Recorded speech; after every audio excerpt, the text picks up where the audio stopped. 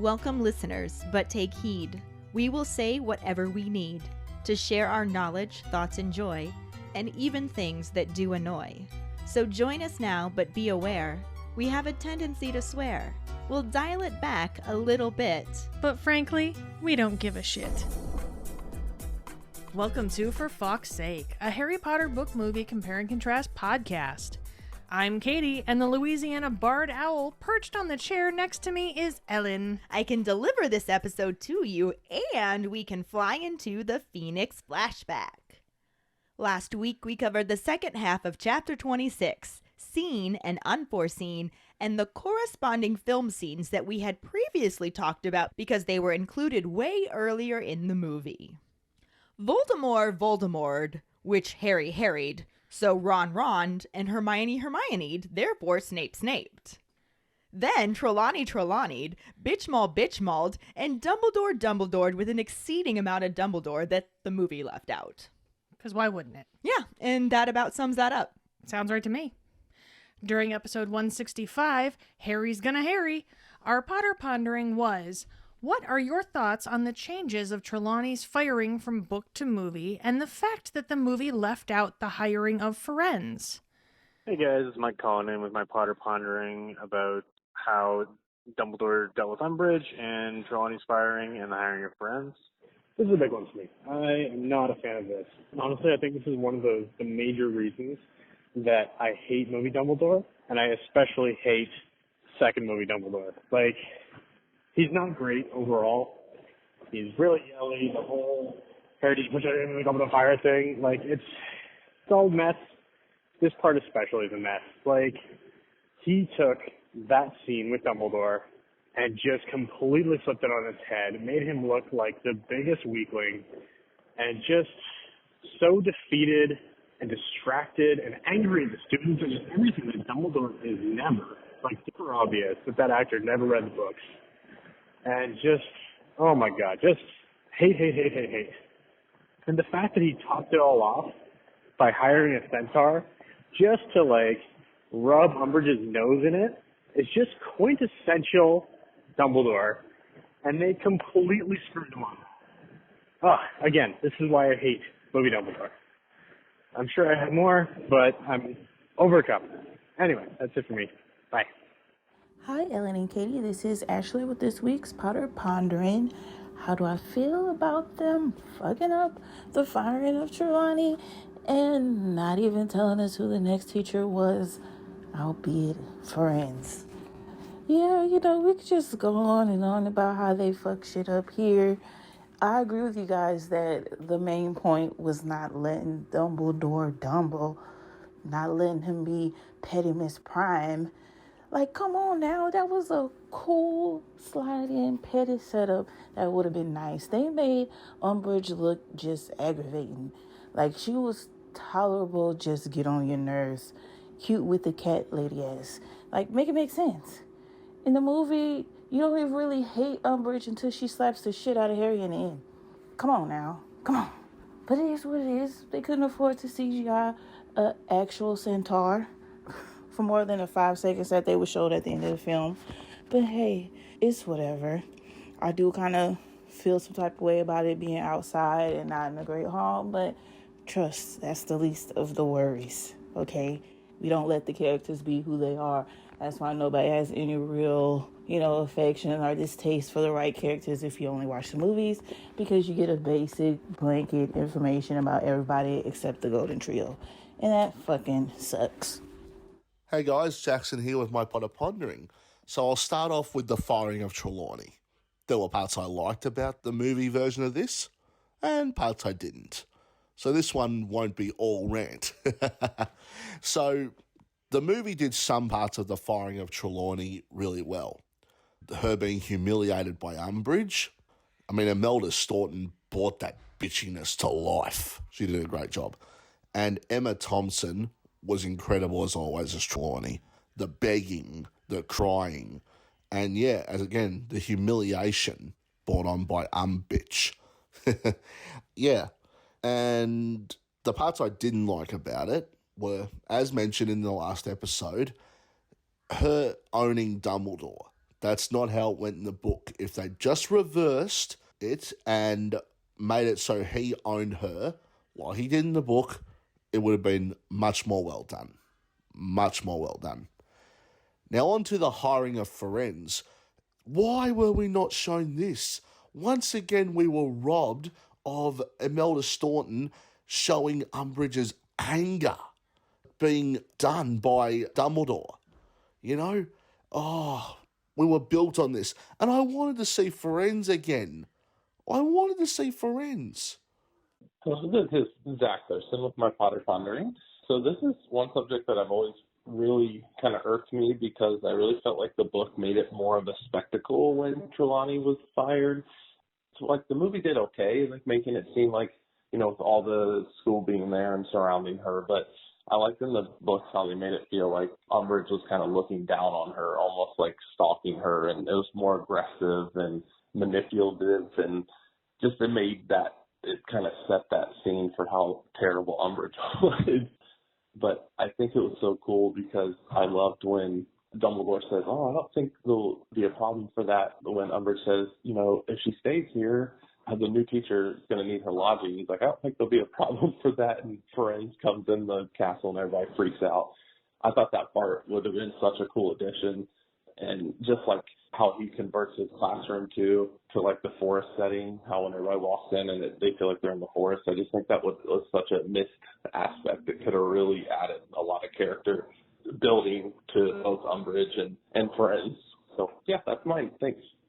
Hi, Ellen and Keighty. This is Megan calling in with my Potter Pondering.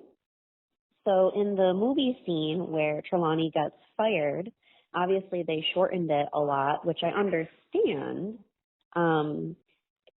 Some of the details that were left out aren't the end of the world to me, like the fact that Trelawney was a little bit more sad rather than hysterical. That didn't really change it too much for me, but definitely the details with Dumbledore, that was the major change that I hated, because in the book, Dumbledore outsmarted and one-upped Umbridge, whereas in the movie, it was a bit of a stalemate, you know, when she says, "Oh, for now," and then he just sort of looks annoyed and yells at the kids to go do their studying. So I definitely preferred that in the book. And I also really loved how we were able to meet Firenze. It was such a dramatic scene in the book, and it was just such a great FU to Umbridge. So I just thought that Dumbledore, so great right there. So yeah, those are my thoughts. Thanks. Thank you so much for your responses. Our trivia question last week was, what is Harry teaching the DA when Seamus comes to his first meeting? Harry is teaching the DA members how to produce Patronuses. Patroni? Petroniuses? Patroniums? Patronuses. Patronuses, indeed. Congratulations goes to Mike Riley. Woohoo! So for some reason, Podbean never auto-posted the episode to Facebook like it has literally 164 times before without any issues. It had to happen eventually? Did it though? I mean, Mike won, so I don't think that he's complaining. No, I don't think he is either. It was just some sort of weird glitch, and I ended up having to manually post the episode once I realized that, but Mike was ready. He was. So, no streak for Megan, Mm-mm. but maybe Mike will be starting one. We shall see. For now, let's dive into the first half of Chapter 27, the Centaur and the Sneak, and the corresponding, though abbreviated, film scenes. Chapter 27, The Centaur and the Sneak, Part 1. During breakfast a few days after Trelawney was sacked, Parvati tells Hermione that she bets she wishes she hadn't given up divination now. Hermione indifferently tells her that she doesn't really like horses, and Lavender scolds her that he isn't a horse, he's a centaur. Hermione coolly points out that either way he still has 4 legs, and then asks the girls about how she thought they were upset that Trelawney had gone. Lavender insists that they are, mentioning that they took her some nice daffodils, and Harry asks them how she's doing. Lavender sympathetically says that she isn't doing very well, crying and insisting that she would rather leave the castle forever than stay if Umbridge is still there. She adds on that she doesn't blame her since Umbridge was horrible to her, and Hermione darkly comments that she thinks Umbridge has just started being horrible. Ron thinks this is impossible, saying she can't get any worse, but Hermione is sure that she's going to want revenge on Dumbledore for appointing a new teacher without consulting her, especially a part human. After breakfast, Hermione heads to arithmancy, and Harry and Ron follow Parvati and Lavender towards classroom 11 on the ground floor, right off the entrance hall, since Firenze wouldn't be able to climb the ladder to the North Tower. The classroom had previously been mostly unused and had a slightly neglected feeling of a cupboard or storeroom, so Harry and Ron are both surprised to enter the room and find themselves in the middle of a forest clearing, with moss, trees, and branches everywhere. Firenze is standing in the middle of the clearing and holds out his hand to shake as he greets Harry by his full name. Harry shakes his hand and awkwardly tells him it's good to see him. Firenze agrees and tells him that it was foretold they would meet again. Harry notices a shadow of a hoof-shaped bruise on his chest, but is distracted when he realizes the rest of the class is looking at him in awe that he's on speaking terms with the Centaur. Once everyone is settled in the classroom clearing and the door is closed, Firenze starts class, letting them all know that Dumbledore arranged the classroom for them since he is not able to teach them in the Forbidden Forest as he would prefer. Parvati raises her hand to tell him that they aren't frightened and have been there with Hagrid, but Firenze explains that it's not a question of their bravery, but rather that he had been banished from the forest by his herd. Lavender is initially confused by the word herd, but then realizes there are more centaurs in the forest. This prompts Dean to ask if Hagrid bred him like the Thestrals, and the look on Firenze's face is enough to tell them all that he said something offensive. Dean immediately apologizes, and Parvati raises her hand to inquire why the other centaurs banished him. Firenze explains that his kind see working for humans as kind of a betrayal, and Harry remembers the way Bane shouted at him, calling him a common mule for letting Harry ride to safety on his back, and wonders if Bane is the one who kicked him in the chest. Firenze then starts class, raising his hand to lower the leafy canopy, which dims the lights to look like twilight. He instructs the class to lie on the floor and observe the heavens, where the fortunes of their races can be seen. Harry stretches back and looks up towards the ceiling, seeing a red twinkling star. Firenze begins to speak about their previous instruction of the names of planets and moons in astronomy and mapping the stars' progress through the heavens, but before he continued talking about how the centaurs have unraveled those mysteries, Parvati excitedly raises her hand to bring up doing astrology with Professor Trelawney. When she begins talking about Mars causing accidents and burns and such, Firenze interrupts her back to call it all human nonsense. As Parvati's hand falls back to her side, Firenze explains that trivial hurts and accidents aren't significant enough to be affected by planetary movements. Parvati tries to defend what Trelawney taught them, and in response, Firenze just points out that she is human and therefore limited.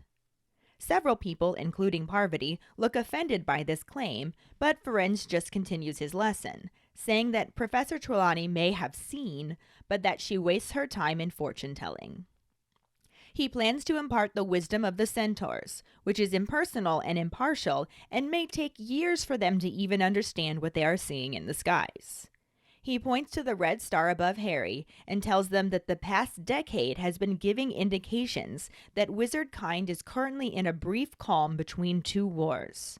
Mars, which is the bringer of battle, shines brightly above them, which suggests the fight must break out again soon.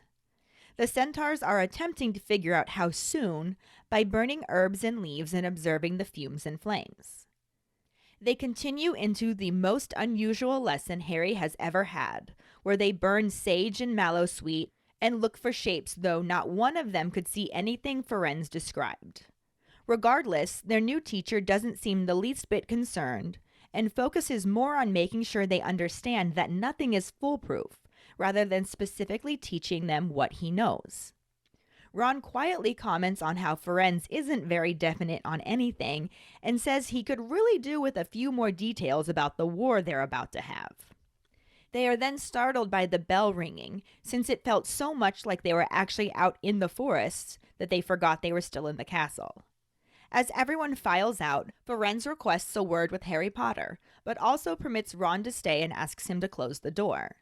The Centaur brings up Harry's friendship with Hagrid and asks him to pass along the warning that his attempt is not working and he would do better to abandon it.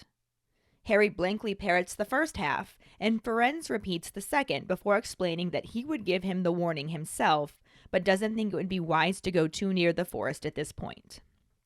Harry nervously asks what Hagrid has been attempting to do, but Firenze refuses to betray his secret since he respects him for the care he shows all living creatures. He just tells Harry that Hagrid needs to be brought to his senses and the attempt is not working, before wishing him a good day. The happiness from the aftermath of the Quibbler interview has long since vanished, and as March blurs into April, Harry's life seems to be one long series of worries and problems again. Umbridge is still attending every care of magical creatures lessons, which makes it really difficult to pass Firenze's message along to Hagrid. He finally manages one day by pretending he forgot his Fantastic Beasts and Where to Find Them book and doubling back to class. Hagrid calls Firenze a nice bloke, but also says that he doesn't know what he's talking about because the attempt is coming on fine. Harry asks him what he's up to, warning him to be careful because of Umbridge, but Hagrid isn't too concerned, stating that there are things more important than keeping a job. He tells Harry not to worry about him and sends him along, leaving Harry with no choice but to leave and feeling very dispirited. On top of this, OWLs are drawing closer, and the fifth years are stressing out, Hannah Abbott becoming the first one to receive a calming draft from Madame Pomfrey after bursting into sobs over being too stupid to take exams. The DA lessons are the only thing keeping Harry from being extremely unhappy because even though it's hard work, he's really proud of everything the members have been achieving. Everyone is very excited that they have started working on Patronuses, even though Harry keeps reminding them that they are much easier to produce in a brightly lit classroom than under the threat of something like a Dementor. Cho tells him not to be such a killjoy as she watches her silvery swan soar around the room of requirement.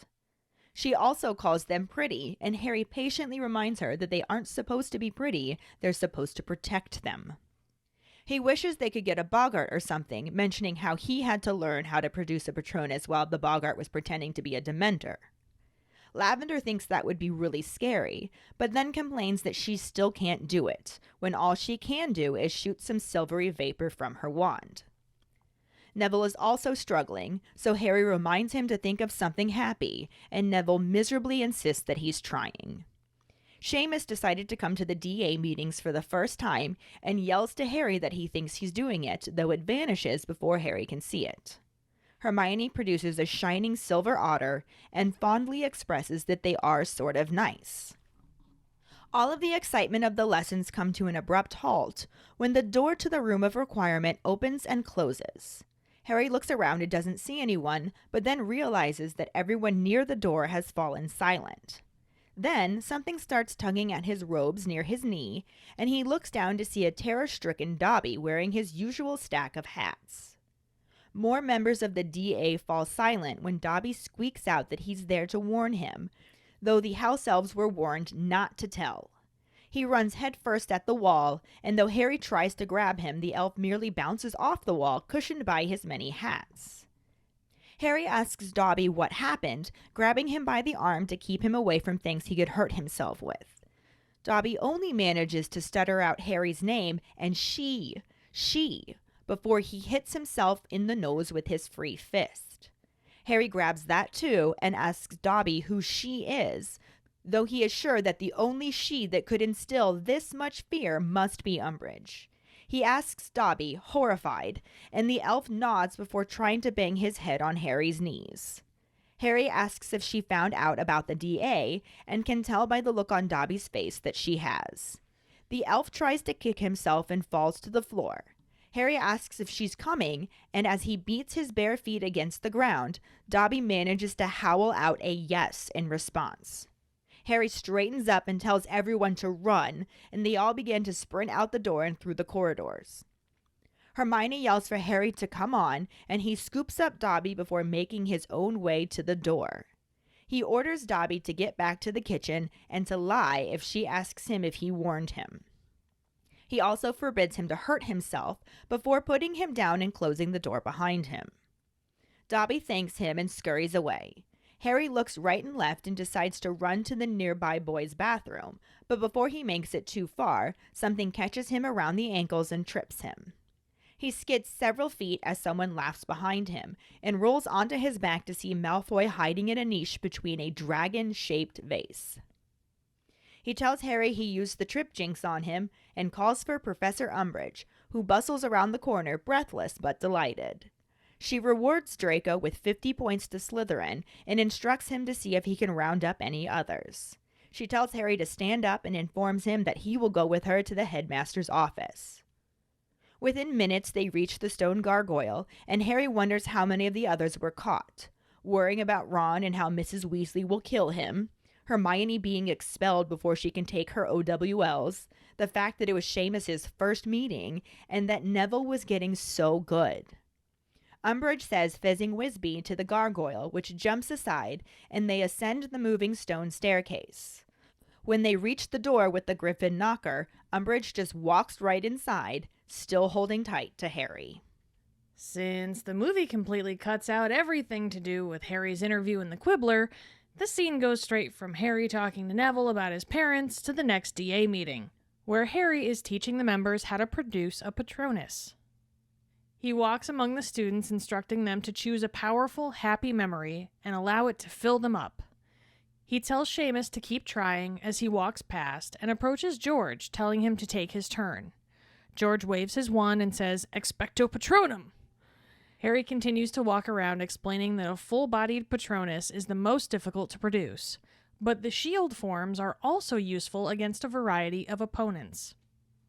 As he walks past Ginny, he sees her produce a full-bodied Patronus of a horse and tells her that it's fantastic, before continuing to remind the members that the Patronus will only protect them as long as they are focused.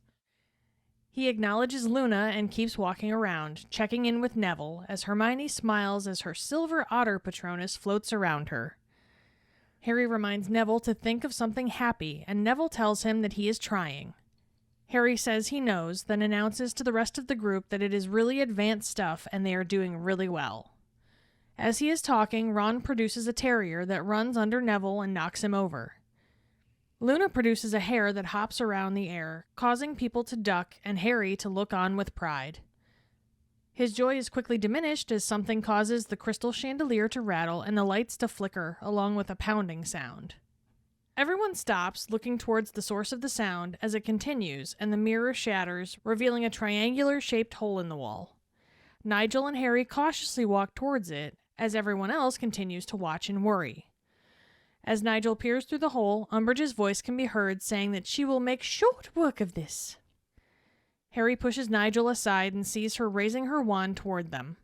He quickly pulls Nigel back as Umbridge casts Bombarda Maxima, and the wall explodes into dust and debris, creating a larger opening where Umbridge is standing, flanked by Crabbe, Goyle, and Filch, with several other members of the Inquisitorial squad behind her. As they begin to advance on the Room of Requirement, Draco Malfoy joins them, pulling Cho Chang along with him by her robes. For a moment, the DA just faces off with the Inquisitorial squad, then Umbridge instructs her minions to get them. So that was fun. Yeah, there were a few minor changes in details here. Obviously, they left out like the first half of the chapter. I mean, so there a was quarter that, of the yeah. chapter.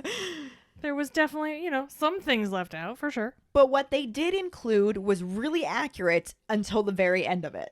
Sure. And then it was just like one pretty significant change. One major, yeah. We'll get there. Oh, yeah. But the chapter started off just going over the aftermath of Trelawney being fired, with a slight moment of Hermione being kind of douchey here. She really is. Because Parvati thinks that Hermione must wish she didn't give up divination now, and Hermione's response is to say she doesn't like horses. That is a dick thing to say. Yeah, that's not a horse, bitch. That is a centaur. That is a completely different animal, They are creature, not even magical, being. Not even on the same level. Not even on the same plane. It's like the way that they refer to centaurs in here as half-breeds and Hermione saying horse. It's like they think someone fucked a horse and you ended up with a centaur. Yeah. Which, if that was how it happened, my ex would have a lot more kids. You want to air that laundry out here, Katie? Whatever. Anyway. Nay. Oh, dear. Oh, horse. Oh, horse. Well, then. Moving on. So, yeah. when Lavender points out that that's not a horse, that's a centaur, Hermione just says, either way, he still has 4 legs. Like, is this the same girl Yeah. that started up Spew? Literally 1 book ago. Like, not This that is long shitty. ago. I don't like this. This is unnecessary. Honestly, it kind of upsets me because I don't like Lavender and Parvati very much, to be honest, because they're kind of annoying. Yes. But, like, how are they the beacons of morality on this one? Yeah, I think this whole thing was unnecessary. I thought it was unnecessary. It was incredibly out of character. I did not like it. But that aside, Hermione must just be in a bitchy mood in general because she also challenges Lavender and Parvati, saying that she thought they were upset that Trelawney was fired.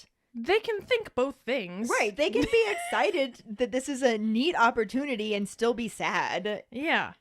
You can have more than one feeling. And Hermione knows that. Exactly. So why is this so out of character? Sorry. I'm not upset that the movie left this out. I'm upset that they left out all of the stuff that would have led to this, but this was unnecessary. Yeah. I'm really pretty glad this was not included. Yeah. But Lavender explains that they are upset. They even went to go see her and took her some daffodils. Nice ones, not the honking ones that Professor Sprout has, which Sure. I just love that image. Those would be annoying as fuck. Right? Harry wants to know how she's doing, and Lavender says that she's not doing very well because she just basically cried the whole time and said that she'd rather leave the castle forever than be there if Bitch Mall is still there. I can't blame her. Neither can Lavender because, as she says, Pepto Bitch Mall was horrible to her. And like I said, I think Hermione's just feeling kind of bitchy, which this is totally warranted. But she says that she thinks Pepto Bitch Mall has just started being horrible. I mean, at least that's more on point for Hermione. Yeah, that one's understandable. Yeah. Then Ron goes and says the one thing that guarantees it will get worse by saying that's impossible. She can't get any worse. Damn it, Ron. Like, why would you do that? Mistake! You need to don't do that guy, Ron. Yeah. But Hermione just explains that this bitch is absolutely going to want revenge on Dumbledore since he not only appointed a new teacher without consulting her, not that he had to, but she thinks he did. He appointed a part human, which again, as we talked about, I think that is an inaccurate statement. Yeah. Just because there is a humanoid aspect to a creature does not mean they are part human. Yeah. Different kind of being. Yeah. The way their brains are made up is entirely different. Like, yeah, humanoid. Sure. Not the same thing as part Yeah. human. Anyway, breakfast ends. Hermione goes to arithmancy because she is not in divination. But Harry, Ron, Parvati, and Lavender head to classroom 11 on the ground floor, which makes Harry and Ron both be like, why aren't we going to the North Tower? And Parvati's just kind of like, 'cause friends can't climb a ladder, duh. Right. Though I would kind of love to see a centaur trying to climb a ladder, but that's a completely different story, I think. I mean, it'd be amusing, but not for this. No, unnecessary. Yeah. So classroom 11 is, like I said, right off the entrance hall and was previously unused, so therefore just kind of neglected with a bunch of random shit tossed in there. Mm-hmm. Which means when they walk in and find themselves in a forest clearing, they're like, what the fuck? I love that so much, though. It's just so nice that he has his own space. And Right? I just love it. Ferenz is standing in the middle of the clearing, greeting the class, sees Harry, and holds out his hand to shake and says Harry Potter because He knows who the fuck he's he met him is. before. Yeah. Like, this is a person they've interacted even. They go way back. Harry shakes his hand but is super fucking awkward about it and is just like, hi. Well, Harry gonna Harry. Good to see you. Yeah. And Ferenz is like, yeah, it is. It was foretold we would meet again. So it was. And the rest of the class is just watching like, oh my God, Harry can talk to him. They're on speaking terms. Speaking English. He's so badass. Like, apparently they're all a little intimidated by the Centaur. Yeah. Wait till they find out he was 11 when he met him the first time. Right? Like, holy shit. But they all get settled, close the door, and Firenze gets class started, letting them know that Dumbledore set up this forest classroom for them because he would have preferred to teach in the Forbidden Forest but can't. Mm-hmm. And Parvati's all butthurt by this because she's like, we're brave enough. We've been there before Hagrid's taken us. And it's not about them being brave or not. It's more about the fact that Firenze was banished by his herd. Yeah, there are much bigger things at play here. And I feel like Parvati and Lavender are both being a little bit annoying in this section, but they get their comeuppance for it, so it works out. Yeah, and at least they didn't call Firenze a horse. No, although Dean kind of does because Lavender's very confused by the term herd, and then it clicks that there are more centaurs in the forest, which is when Dean just goes, oh, did Hagrid breed you like the Thestrals? Oh, cringe. Oh, Cringe. very cringe. Cringe, Dean, cringe. Not as bad as Hermione's horse comment because this was just ignorance. Yeah. Whereas Hermione was just being a bitch, I think. She really was.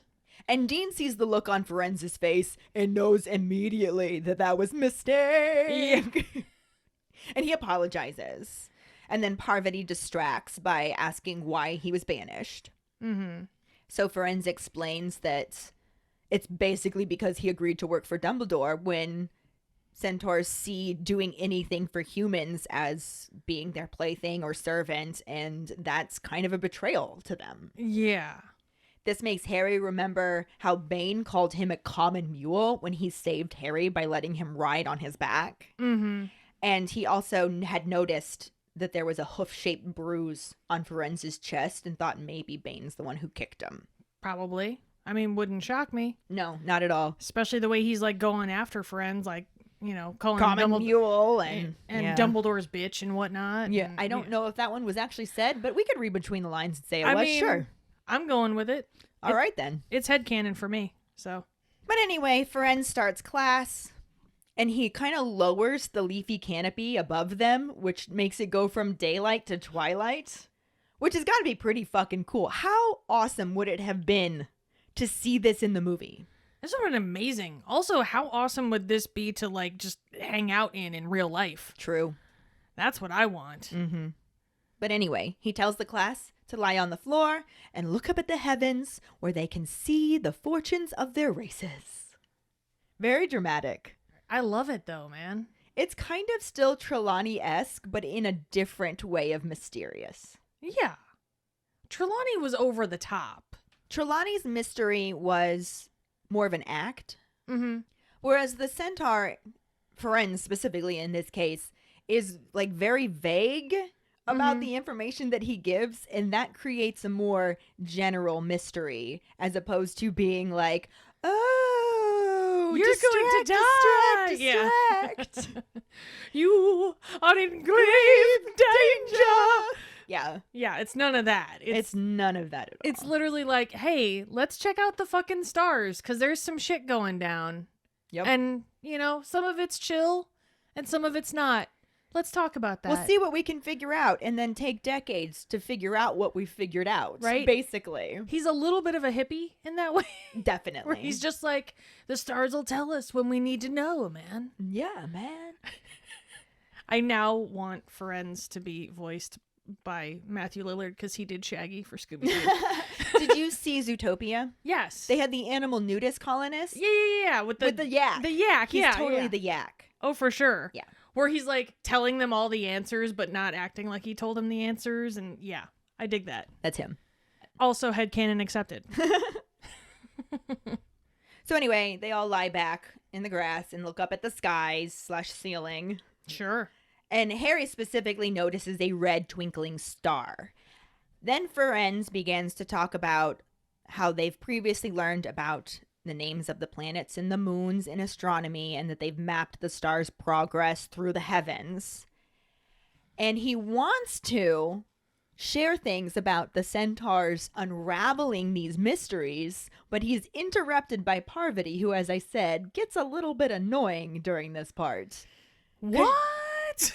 She does that thing that I, as a teacher, absolutely hate, where she raises her hand but then talks anyway. Like, I did not call on you, child.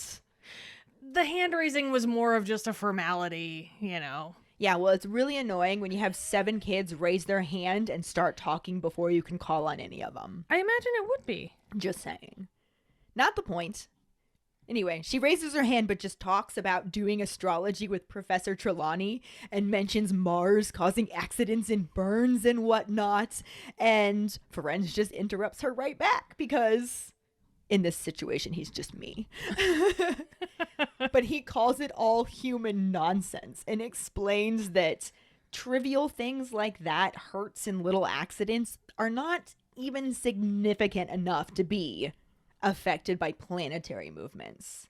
So he's just basically like, yeah, Trelawney taught you a whole bunch of nonsense because she's a human and she's very limited by that.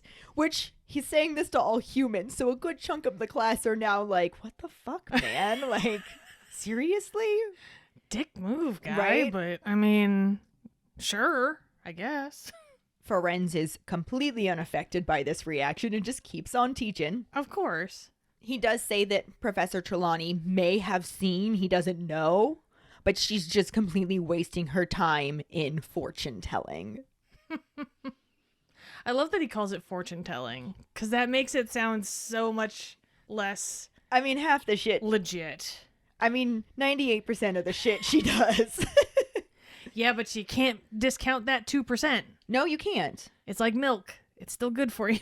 I mean, it kept her a spot at Hogwarts, so. It did. Anyway, his lesson plan is to impart the wisdom of the Centaurs upon them. Sure. And he calls it impersonal and impartial, and explains that even when they do find something, it may take them years to understand what they're saying. Mm-hmm. As an example, he points to that red star that Harry saw above him and tells them that basically the past decade has been giving indications that wizards are just sort of in the calm between 2 wars. So they had a war. Yep. Shit seems okay right now, unless, of course, you're, Harry and Dumbledore and know the truth. Yeah, there's that. But they are coming upon a second war. I was like, it seems okay, but it's building. Yeah. Yeah. Turns out that red star is actually Mars. Mm-hmm. And he calls Mars the bringer of battle. Well, Mars was god of war. Makes sense. Yeah, so sure. And because it's shining so brightly at this point, it's a pretty clear indicator that this war is going to be soon. They don't quite know how soon yet. They're still trying to figure that out. And they do that by burning herbs and leaves and other things. And then they look for shapes and clues in the fumes. And also, once people start showing up to fight, they'll have a pretty good idea that, hey, starting now. I think the whole goal is to figure it out before they show up. Theoretically, but you know what? That's a good indication, yeah. Better exactly on time than never, I suppose. I don't know how you would hit never, but yeah. Anyway. Smoke way too many of those herbs. Yeah. This leads them into basically the most unusual lesson that Harry has ever had, which is really saying something at Hogwarts. Mm-hmm. Where they just sat in the forest clearing and they burned sage and mallow sweet and they looked for shapes that nobody could see. And Ferenz doesn't even seem the least bit concerned that nobody can see these shapes. He's just like, eh. Oh, Friends is not bothered. No, at all. he's just like, you're human. Most humans can't see this. A lot of times centaurs can't even see it. And even if we do see it, we may interpret it wrong. So nothing's foolproof. Yeah. His basic lesson here is that nothing's foolproof. You understand that, and you'll pass my class. Like, right? It's not about actually teaching them how to see the shapes or anything at all. No. It's just, even if you can see them or can't see them, you can't really rely on them. Yeah. It just is what it is, man. Like, we do things, but we don't know why we do things. Exactly. And then we do other things, and those things might matter, and those things might not. But we still do them anyway. So, carry on. Exactly. All Ron can focus on is the fact that Firenze isn't very definite on anything, specifically because he wants some more details about this upcoming war. Ron, you have more details than nearly anybody else in the wizarding world, so chill out, man. You literally have a backstage pass, my guy. Right? I'm not going to lie. This little deep dive that we're taking has made me see Firenze in a totally different light. I used to think of him as like mysterious, and he was just very serious, and now I just see him as a giant hippie. He's totally a giant hippie. He and Dumbledore 100% share the gillyweed. Oh my god, they so do. I feel like they were high when he hired him. He was just like, man. Oh my god, I just had the best idea. Pepto-Bismol is totally gonna fire my divination teacher. If that happens, not if that happens, when that happens. Can you give me a hoof here and just step in and take on the role, man? Not only would you be great at this, it would piss the fuck out of Pepto-Bismol. I think that's how that happened. Bro, do me a solid, okay, man? Like, just hear me out. I know you're gonna get in trouble, but like, we'll set you up with a sweet pad. It'll be all good. Don't worry. It'll feel just like you're in the forest. Yeah. And what's so funny about that is it really does feel just like they're in the forest, to the point that when the bell rings, everybody's startled because they forgot they were in the castle. That's some excellent interior design right there. Yes. So then everybody starts to leave, but before Harry can follow them, Firenze asks him to stay so he can have a word with him. And Ron just sort of hovers by the door like, do I have to go too? And Firenze says, you can stay too, just close the door. So Ron hurries up and closes the door. And Firenze first confirms that Harry and Hagrid are indeed friends, because he wants Harry to pass a message along to Hagrid. More of a warning, really. Yeah. He says his attempt is not working and he would do better to abandon it. And Harry's like, his attempt is not working? His attempt at what? And Firenze just says, and he would do better to abandon it. He says he'd give the warning himself, but doesn't think it'd be a good idea to get so close to the forest since he's banished at this point. That's pretty understandable. And like you said, Harry's just like, his attempt to do what? You want to expound on that a little bit, my guy? Nope. Just go tell him. Because he doesn't want to betray Hagrid's secret. He has a lot of respect for Hagrid because of how he treats all creatures. If there is anybody in this story who is not the least bit prejudiced, except for maybe against Slytherins, it's Hagrid. Yes. Which, again, as we've discussed, Slytherins are a caricature. Yeah. And they're meant to be hated. Yeah. Hagrid was also Gryffindor, so it was just instilled in him very early. Yeah. Not that I'm okay with that, but it is what it is. Moving on. Yeah. But anyway, Firenze just tells Harry that Hagrid needs to be brought to his senses. The attempt is not working. Pass it along. Have a good day. Mm-hmm.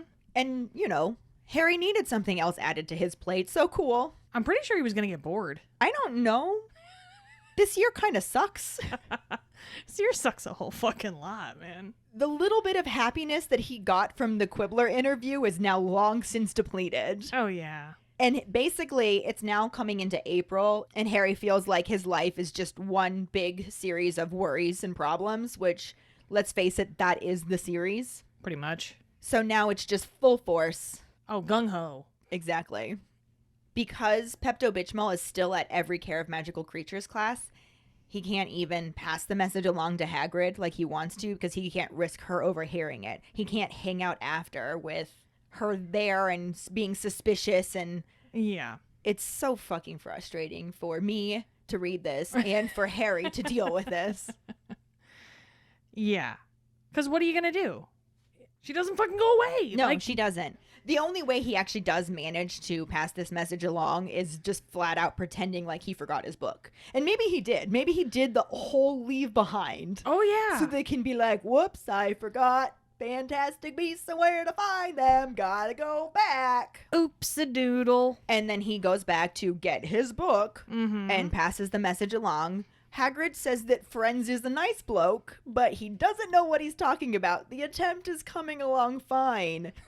What attempt? Exactly. Harry's just like, what are you up to?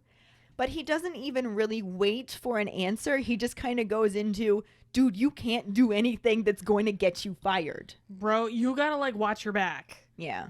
But Funkle Hagrid's not too concerned because he says there are things more important than keeping a job and just says, don't worry about me. Peace out, yo. Harry really has no choice but to just leave. And he feels very dispirited because just one more thing among many. Right, yet another. Especially since on top of that, they've got OWLs getting even closer. All of the fifth years are just completely stressing out. It doesn't help that all of the teachers and Hermione keep reminding them OWLs are coming closer. Hannah Abbott's the first one to really lose her shit and need to get a calming draft from Madame Pomfrey because she literally starts sobbing and claiming that she is too stupid to take any exams and wants to leave Hogwarts forever. That would just straight up be me. And it's basically only the DA lessons at this point that give Harry any kind of happiness. It's just the only time he feels he has any control. Yeah. He has zero control over the rest of his current life. Yeah. And then on top of that, all of the members are doing so well. He feels very proud of them. Mm-hmm. So it's like a weird happiness because it's like not really happy. No. But it's not a negative thing. And by extension, too, they're doing so well. He's so proud of them. That says what a good teacher he is. Yeah.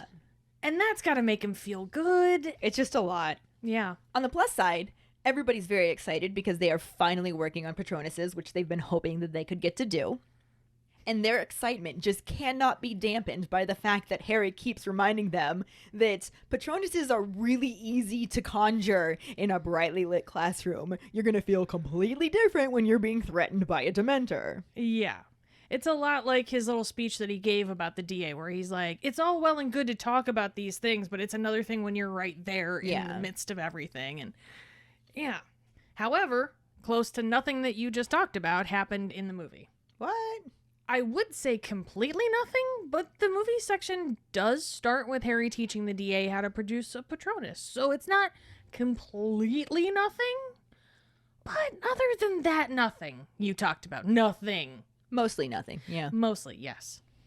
Considering the book was like, well, a whole bunch of stuff happens with Rita Skeeter, and the movie just yeeted that whole section into the sun and said, fuck that noise, we just go directly from Harry and Neville's quasi-orphan heart-to-heart thing that they had in front of the mirror right into the next DA meeting where everyone gets to discover their spirit animals. Quite the sum up. Thank you. And it is a bit of a ding for just that one thing. DA meeting with Patronuses. That's it. Yeah. That's all we got. In the book, after Harry reminds them, like, this is easy, it's not going to be when you're in a real situation.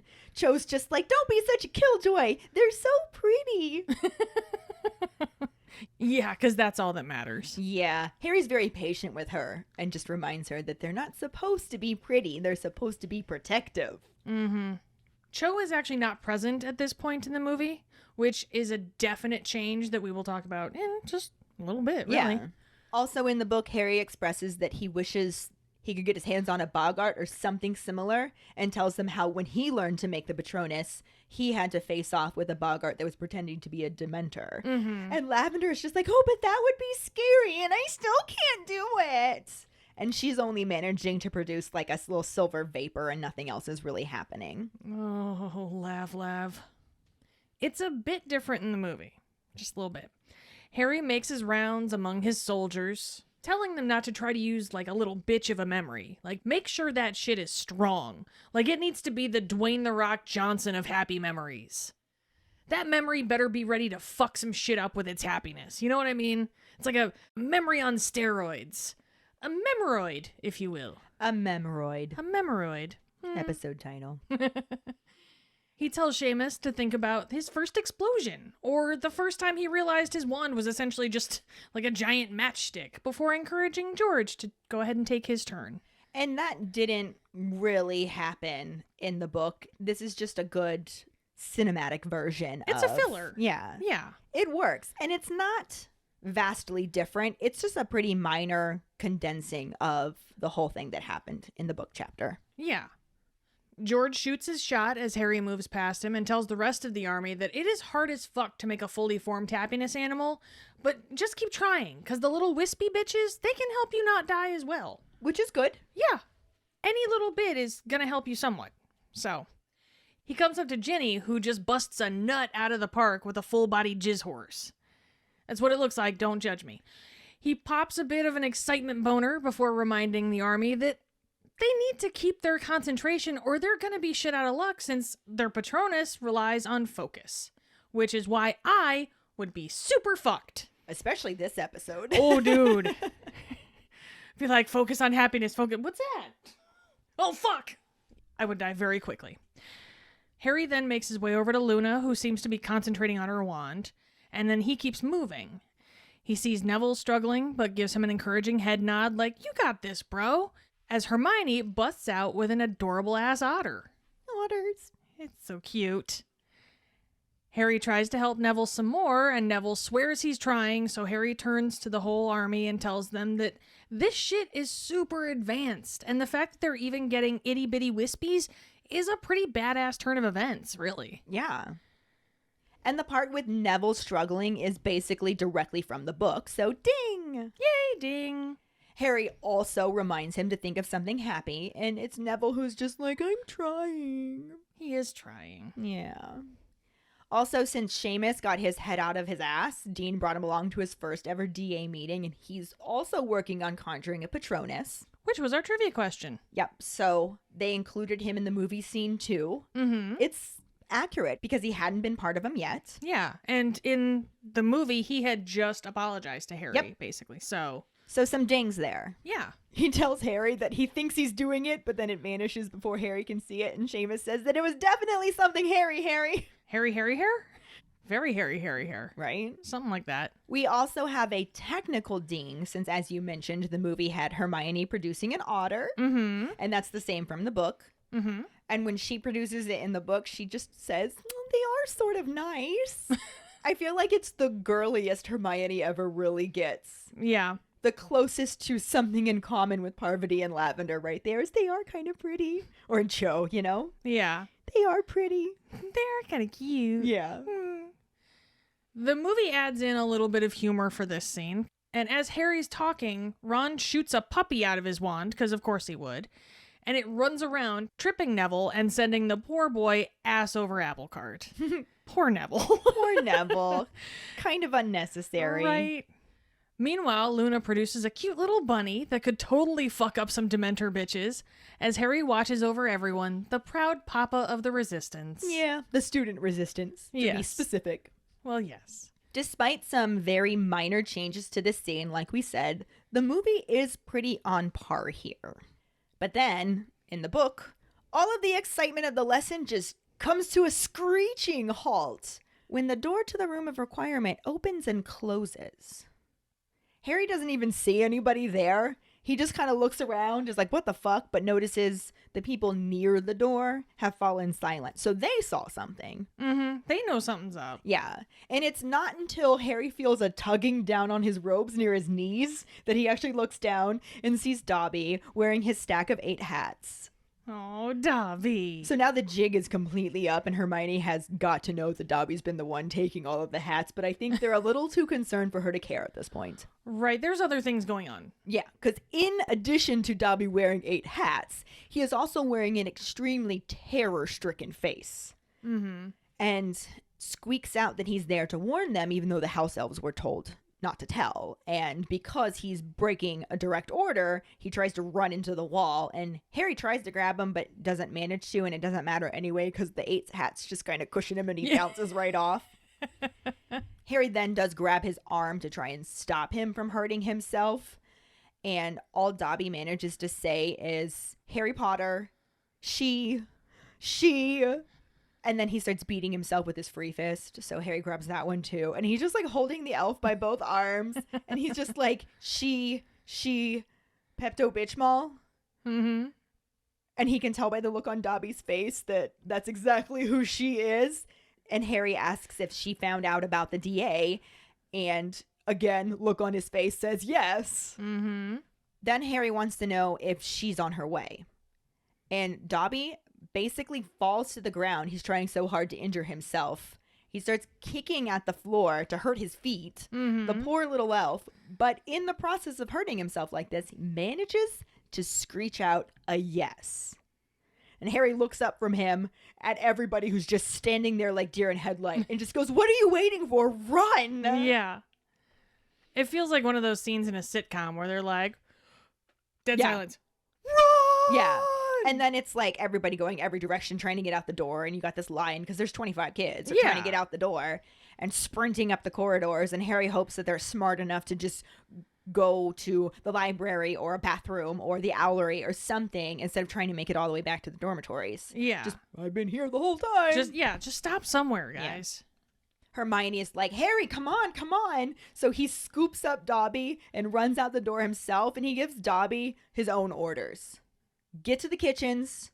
If she asks, you did not tell me anything, and I forbid you to hurt yourself. Aww. He sets down the little elf, who thanks him and scurries off. I love that he thinks to say that, too. Yeah, he I thinks to be know. like, and you will not hurt yourself. Don't do it. Because, you know, giving Dobby an order works, but... Exactly. Don't tell Harry. Don't do it. Tell Harry. Tell Harry. It is both similar and different in the movie. Shocking, I know. Similar in that everything comes to an abrupt halt and there is a definite Pepto-Bismol threat.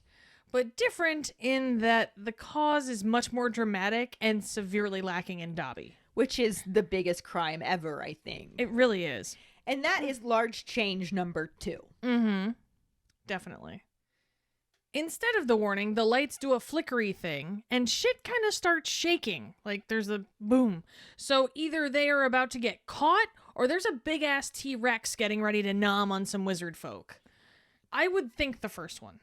Don't move. It can't see you if you don't move. If only that worked for Pepto-Bismol. Right? I mean, I'm still not sure which option is worse, though, the T-Rex or Pepto-Bismol. I would rather face a T-Rex, I think. Yeah, probably, yeah. At least a T-Rex isn't going, him. But everyone looks around for the source of this racket, and they all watch as a mirror falls off the wall, and behind it, a triangular hole in the wall is revealed. Yep. Harry and Nigel go to take a closer look, because, sure, let's throw Nigel in harm's way. Why not? That kid's got to be related to somebody. He got inserted in so many random scenes. Just so We're just going to randomly. invent this child and put him in a bunch of different random scenes and have predominant moments when we don't include actual characters that existed in the books. Who are you, in the scenes that existed. Bem? And we love Bem, but Bem was better than Nigel. But the younger boy takes a look through the hole and sees a pack of assholes on the other side, the pinkest of whom has her wand raised, ready to fuck shit up, as she does. Mm-hmm. Harry takes a look and sees the cunt squad looking way too happy. He grabs Nigel and drags him out of the way just in time, because that is Harry. Very Indiana Jones with his timing. I love it. Then we see Pepto-Bismol saying a cheery, Bombada Maxima, before the wall is turned into the beginnings of Swiss cheese. Mm-hmm. Once the dust clears, we see that things just took a turn for the fucked as the whole cunt squad is revealed to be on the other side of the wall. As they begin to enter the room, Malfoy drags a reluctant Cho Chang out into view, as if showing off a little human snitch trophy. Yay. For a hot minute, it's just a stare down, but Bitchmal quickly gestures towards the rule breakers and hisses for the cunts to get them. And this is also where we are cutting off the movie scene, because it just jumps over all the details of who is actually caught and how. Yeah. So So this is the easiest cutting off point. Mm-hmm. We do actually get some of those details in the book. Mm-hmm. But I agree that the movie definitely makes this more dramatic than in the book. Yeah. I mean, Dobby's entrance and self-abuse was dramatic, It would have been good enough. but not the same thing as exploding a wall. Yeah. And in the movie, they basically just got caught red-handed in the middle of an illegal meeting, whereas the book, they got a forewarning, so it really seemed like most of them managed to get away. Yeah. And we really only know for sure that Harry got caught, Yeah. Exactly. because he stopped to take that extra time to make sure Dobby was cleared too. Mm-hmm. But after that, he looks right and left, thinks I'm just going to run to the nearby boy's bathroom, and starts heading in that direction before something catches him around the ankle and sends him flying, and he hits the ground and just skids about 6 feet while somebody laughs. He flips over on his back and looks to see none other than Nazi von Douchebag II hiding beneath a dragon-shaped vase, just kind of laughing and letting him know that he used the trip jinx on him. The dragon-shaped face seems a little on the nose, doesn't it? Right?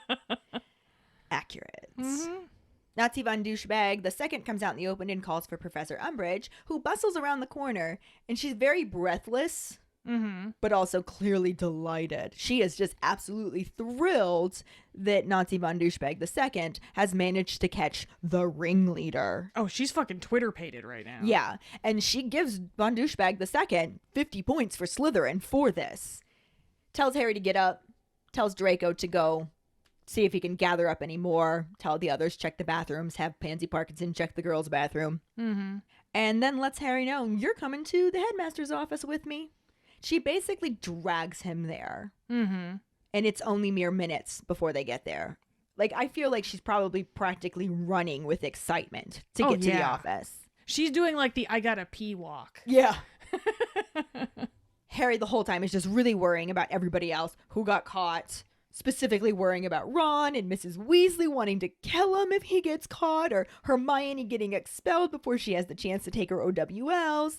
And, you know, this was Seamus's first meeting. He shows up and it's this shit show, and Neville was getting so good. And is he going to be able to keep improving if they have to end it, or is he going to get in trouble? Is this all going to take away? Like, it's just shit show. Fiasco. Yeah, nothing good is happening right now. Pepto-Bitchmal says fizzing Wisby to the gargoyle, which jumps aside and then, you know, hustles him up that moving stone staircase. Sure. At the door with the griffin knocker, she doesn't even stop to knock. She literally just walks right in, dragging Harry behind her. Oh, yeah, just make yourself at home, honey. Sure. Yeah. And this is where we are cutting off the book chapter because it will line up best with the movie. It will. Despite having a movie scene, we didn't have any new actors, so that leaves us with very little to talk about there, so let's just move on right to our Potter Pondering, which is, how do you feel about the movie leaving Dobby out so that Harry and the DA members do not get a warning before Umbridge and the Inquisitorial Squad show up? Find the post on our Facebook page and share your thoughts, or call us at 216-526-6792 and leave your response as a voicemail. Make sure you start off telling us your name and then go into your answer. Don't forget, you can also stitch your response on TikTok. We really look forward to reading, hearing, and seeing them. This will bring us to our Sorting Hat story, which is from Maggie Fisher. She writes, "My name is Maggie, and I'm a Hufflepuff. I don't know if you are aware, but we are particularly good finders. My wand is rowan wood with a phoenix feather core, 11 3/4 inches, and slightly yielding flexibility. My Patronus is a Saint Bernard. I have been involved in the Potter fandom for my entire life. I was born in 1999, and as a daughter of a book nerd and elementary school teacher, I cannot remember a time when I didn't love Harry Potter. My mom read the first 2 books to all of us as young children, but neither of my siblings got as crazy about Potter as me. One of my earliest memories is when I was 3 or 4 and my mom, sister, and I were cuddled up reading Sorcerer's Stone. I was fortunate enough to grow up with the movies, and when I was in the 4th grade, my mom finally let me read Potter for myself. I started with the 4th book and got through the series by the end of 4th grade. One day at school during silent reading, I was at the end of Deathly Hallows. When Harry killed Voldemort, I stood up and shouted, "Yes!" And all 35 heads turned in my direction as I slumped down to my seat.